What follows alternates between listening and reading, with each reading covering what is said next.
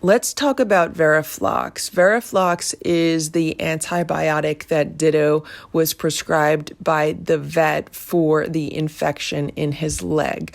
So Ditto was in some kind of fight outside, and he got a deep puncture wound from a bite on his leg, and it eventually got infected, and that's what was causing his pain and swelling, and that's why he was limping, and that's why he was not putting any weight on the leg. So the vet prescribed him Veraflox because it is an antibiotic that I could put in his food, and he could eat it in his food, and that's how he would be able to get the drug. Unfortunately, because Ditto is a feral cat, I'm not able to take a syringe and put the medication directly in his mouth. The only way for him to really get medication is through his food. So this was an option that she prescribed.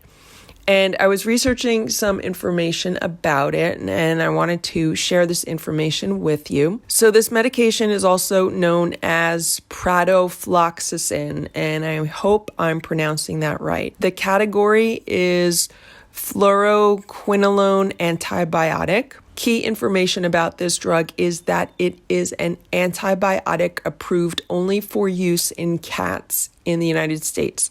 It's approved for use in dogs in some other countries. It says if used in liquid form, shake the container well before measuring each dose.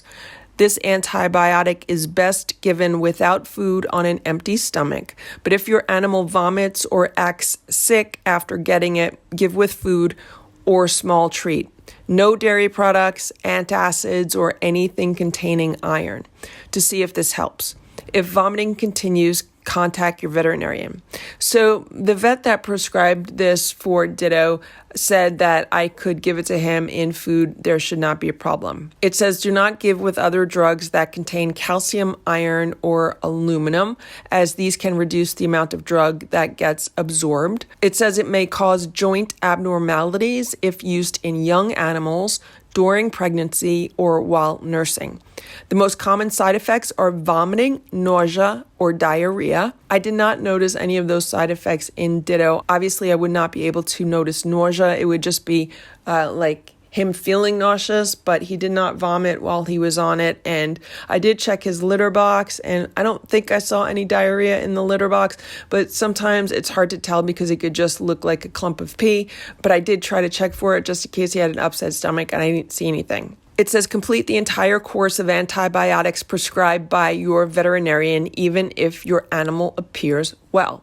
So the vet prescribed him 10 days on Veraflox. So that's what I did. I kept him on for all 10 days because I know with an antibiotic, you have to do the entire course of the antibiotic. Even if you think it's done its job, you still need to go through the entire course of it. Then it says, how is this medication useful? The FDA has approved pradofloxacin for treating skin, respiratory tract, and urinary tract infections in cats.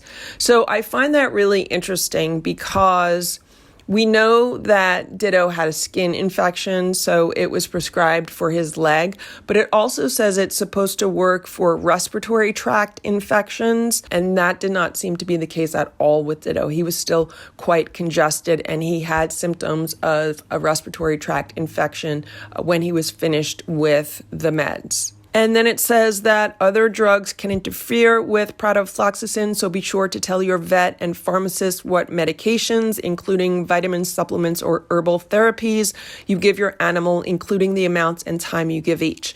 Now, I specifically did not give Ditto any herbal therapies, vitamins, or supplements while he was on the meds because I know there can be interactions, and I wanted to wait until the meds were done so we could see how he did on the meds, and then we could compare it to how he did on the herbs. Then it says, when should this medication not be used or be used very carefully? No drug is 100% safe in all patients, but your veterinarian will discuss with you any specific concerns about using this drug in your animal.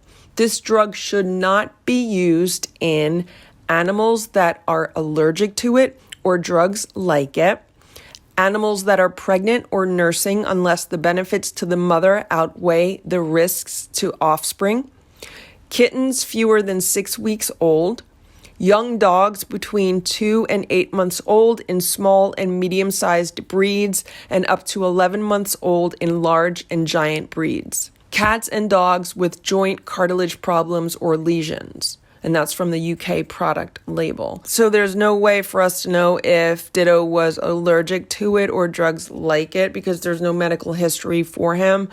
And we know the rest of those cautions don't apply. It also says that this drug should be used with caution in dogs.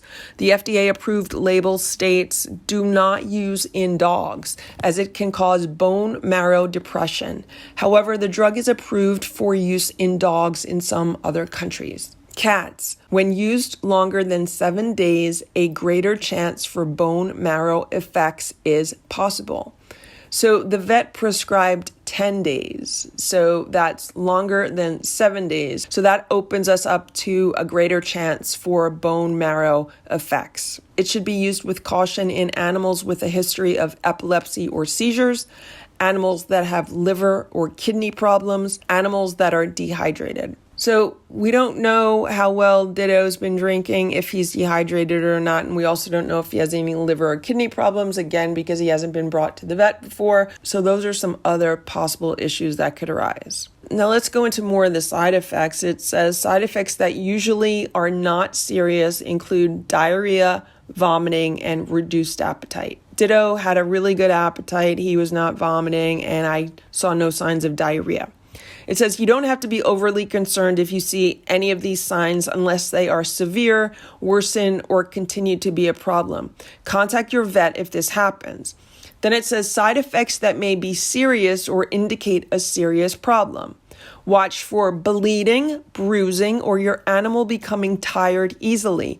These may be signs of bone marrow depression, especially in dogs.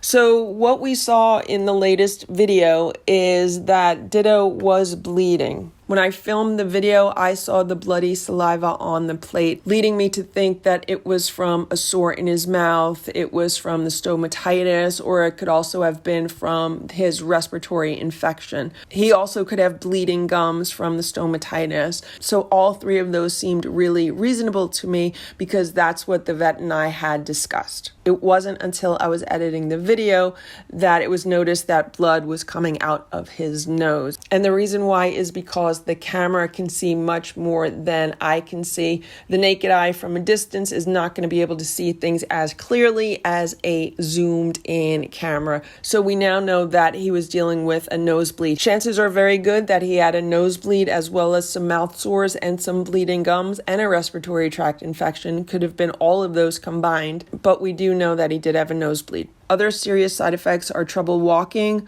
or other joint effects, especially in young or growing animals, fever, rashes, or trouble breathing, which may indicate an allergic reaction, decreased or lack of appetite, especially in cats. So now, what is bone marrow suppression? It's also known as myelosuppression. Bone marrow suppression is a decrease in bone marrow activity that results in reduced production of blood cells. Some blood cell disorders include fewer red blood cells, anemia, fewer white blood cells, neutropenia, and fewer platelets, thrombocytopenia. If we look at the symptoms of thrombocytopenia, they include bruising, pink urine, nosebleeds, small red or purple spots on the body, and bleeding that does not stop with pressure.